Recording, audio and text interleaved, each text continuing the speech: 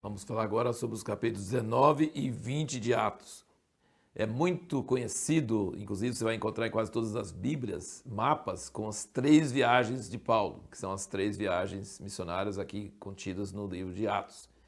Mas aqui você tem que procurar bem para poder ver quando foi aconteceu.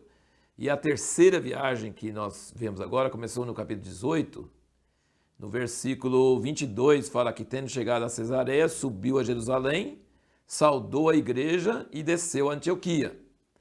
Então, é o fim da segunda viagem, né? Esse fim da segunda viagem. Aí 23, e tendo demorado ali algum tempo, partiu, passando sucessivamente pela região da Galácia e da Frígia, fortalecendo a todos os discípulos. Então aqui já é a terceira viagem, o início da terceira viagem.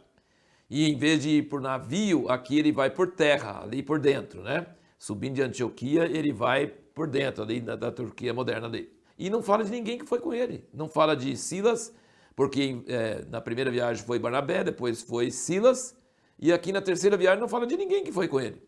Não quer dizer que não foi, mas não fala de ninguém que foi com ele. E com certeza Lucas não estava, porque depois você vai descobrir que Lucas ficou em Filipos, tá?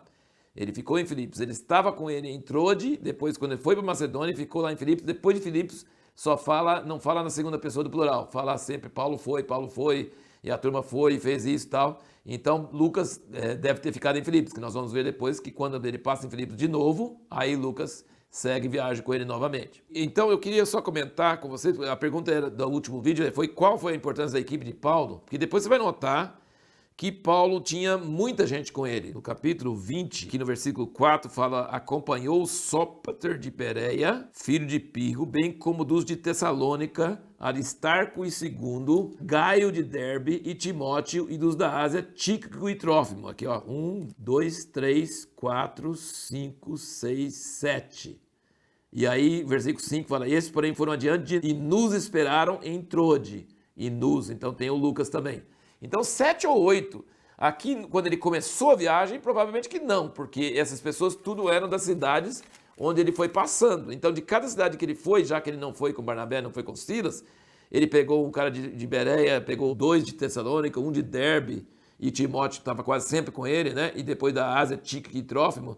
Então, assim, Paulo juntou uma equipe. Agora, veja bem, olha que interessante. Mesmo quando era Barnabé e era Silas, não fala muito desses outros 2. Quem falava muito era Paulo.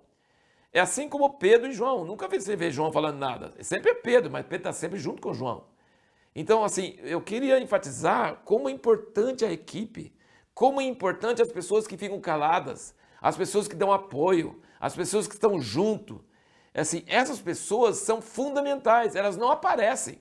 Quem prega, quem cura, quem é perseguido, quem tem que mandar embora depressa, é Paulo. O resto da equipe ninguém está querendo pegar eles, não. Eles estão querendo pegar Paulo. Ele tem que sair sozinho, ele que tem que ir, entendeu? Então, só que a equipe, você vê que lá quando ele chegou em Corinto, ele ficou trabalhando, fazendo tendas. Ele se sentia impedido de trabalhar quando não tinha equipe com ele. Então, Paulo dependia da equipe, apesar da equipe não ser usada em pregação, cura e todas essas coisas. Não fala muito deles, mas alguns deles, como por exemplo Timóteo, e algum desses outros da Macedônia e coisas, eram discipulados por ele, né? Andaram com ele e eram discipulados por ele e se tornaram ministérios fortes depois. Então, a equipe de Paulo é muito importante, apesar de não da pessoa principal que aparecia, que era perseguido e que era assim, aquela pessoa que agia mais era Paulo, mas a equipe que é calada junto é muito importante, muito importante. Como Pedro e os 11 no dia de Pentecostes, né? Os 11 não falaram nada, mas estavam lá, sabe? Aí eu chamo o ministério de abanar a cabeça e falo assim, ele está certo. É ministério que está junto com o outro e apoiando, e concordando, e ajudando, e trabalhando, né? E é uma equipe que dá apoio para ele. E aqui no capítulo 19, então, se nota que Paulo chega no lugar e encontra com os discípulos, e a gente desconfia que esses discípulos realmente eram pessoas que tinham sido convertidas através de Apolo. E ele falou assim, esses discípulos são crentes, são gente boa, mas tem alguma coisa faltando. Aí ele perguntou, vocês receberam o Espírito Santo? Ele falou assim, nós nem sabemos que existe o Espírito Santo. Ele falou, então o que vocês foram batizados? Falei, no batismo de João, que era o que Apolo sabia antes de encontrar a Priscila e Aquila. E ele falou, não, mas João falou daquele que veio depois, que era Jesus. Aí ele pegou e batizou em nome de Jesus. Não podia ser no nome de João, ou só para arrependimento, em nome de Jesus, para remissão dos pecados. E Paulo tinha o mesmo dom dos apóstolos. Ele impunha as mãos e as pessoas recebiam o Espírito Santo. Ele não era dos 12, mas ele tinha essa unção de impor as mãos e eles receberam o Espírito Santo. E aí nós notamos que Paulo fica em Éfeso muito tempo, e Lucas até chama o cristianismo, ele chama aqui no versículo 9, fala assim, mas como alguns deles se endurecessem, não obedecessem, falando mal do caminho diante da multidão, apartou-se deles, separou os discípulos, discutindo diariamente na escola de Tirano. Durou isso por 2 anos. Então eu queria comentar sobre como Deus é estratégico. Ele escolhe certas cidades. Atenas não, entendeu? Atenas não. Corinto sim. Éfeso. Então você vê, Antioquia, Corinto, Éfeso foram lugares onde Paulo demorou muito tempo, anos. E ele ensinava a palavra separada da sinagoga. Aqui numa escola, e ele ensinava a palavra. E sabe o que acontecia quando ensinava a palavra desse jeito? O evangelho atingia a região inteira. Então Deus tem certas cidades estratégicas que ele usa para atingir regiões inteiras. E quem escolhe essas cidades é Deus. Né? Antioquia, primeiro é Jerusalém, depois Antioquia, depois Corinto e Éfeso, sabe? Lugares muito estratégicos. E aqui nós começamos a ver como que Deus começa a ungir Paulo. Lenços tirados do corpo dele, que era lenço dele, curava pessoas. É quase igual a sombra de Pedro, né, que curava. Coisa tremenda, né? Muita cura. E os demônios conheciam ele, né? Alguns judeus queriam expulsar demônios, e eles falavam assim, em nome de Jesus que Paulo prega. E o demônio falava assim, Jesus eu conheço, e Paulo também, e vocês quem são? E correu em cima deles e envergonhou eles. Então, já pensou? É muito importante que você seja conhecido dos demônios, que os demônios saibam quem você é.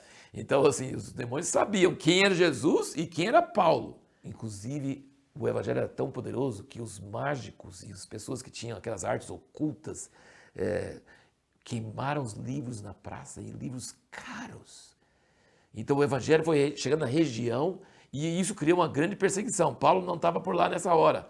Mas aí surgiu uma revolta na cidade inteira, porque eles discerniram que o poder do evangelho ia invadir aquele sistema deles e ia acabar com o comércio deles de ídolos, de imagens, e isso pegou a veia deles e ficaram com muita raiva. E queria, então, assim, o reino de Deus é poderoso e o reino de Deus abala o sistema. Tem um lugar que eles falam assim, os homens que transtornaram o mundo chegaram até aqui.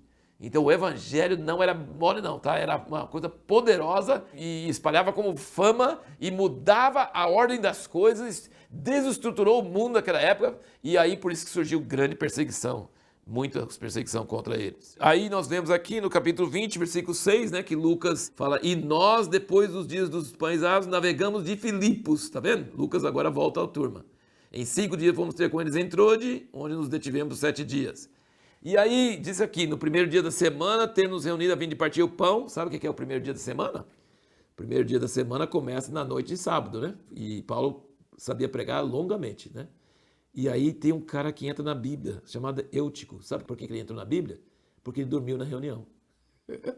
Ele dormiu na reunião e caiu da janela e morreu. E Paulo foi lá e ressuscitou ele. Aí ele entrou na Bíblia. Se ele não tivesse dormido na reunião, ele não entrava na Bíblia. Mas ele entrou na Bíblia porque ele dormiu na reunião. E Paulo pregou a noite inteira, partiu pão com eles, até de madrugada, né? E depois essa palestra dele para os presbíteros de Éfeso foi uma palestra, assim, impressionante. E ele fala, sabe o maior perigo de vocês? Vocês mesmos. Cuidai de vocês mesmos. Porque tem 2 perigos que vão acontecer depois da minha saída. Vai vir lobos de fora, querendo arrebatar o rebanho. E dentro de vocês mesmos vão surgir falsos obreiros, querendo levar as pessoas após si. Ele descreveu a história da igreja. Cuida de vocês mesmos, porque entre vocês mesmos vai surgir falso obreiro. E de fora vão vir lobos. E zela para vocês mesmos. E ele fala, olha, eu estou indo para Jerusalém, mas eu não considero a minha vida importante para mim. Aqui, versículo 24, 20, é um versículo maravilhoso. Ele diz, em nada tenho a minha vida como preciosa para mim, contanto que complete a minha carreira e o ministério que recebi do Senhor Jesus, para dar testemunho do Evangelho da graça de Deus. E nós vamos fazer 2 perguntas para o próximo vídeo. Uma é, o cristão precisa obedecer profecia? E a segunda pergunta, por que os judeus odiavam tanto a Paulo?